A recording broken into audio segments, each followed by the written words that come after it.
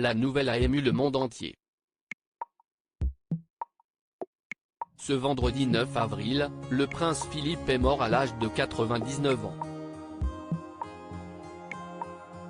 Alors que la famille royale est plongée dans une profonde tristesse, s'y est toute l'Angleterre qui se retrouve en deuil. Les drapeaux ont été placés en berne, tandis que la cloche de l'abbaye de Westminster va sonner 99 fois, une fois chaque minute, à partir de 18 h en hommage au duc d'Édimbourg. Dévasté par la disparition de l'époux de la reine Elisabeth II, de nombreux fervents admirateurs de la couronne se sont donné rendez-vous devant Buckingham Palace, mais également devant le château de Windsor où le prince Philippe a rendu son dernier souffle. Comme le rapporte le Daily Mail, certains ont déposé des fleurs, quand d'autres ont simplement souhaité se recueillir afin de faire honneur aux défunts. En raison de la crise sanitaire, la police veillait bien évidemment au grain afin de rappeler à la foule de respecter les règles de distanciation sociale.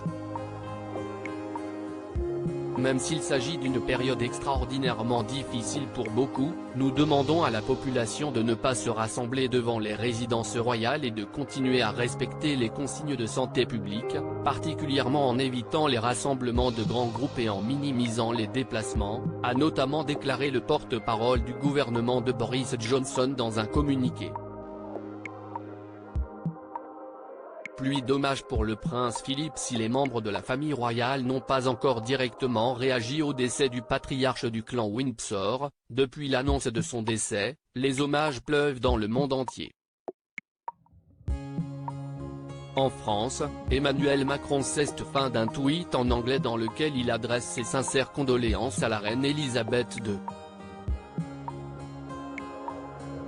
Ce fut également le cas du ministre des Affaires étrangères, Jean-Yves Le Drian ou encore de l'Assemblée nationale.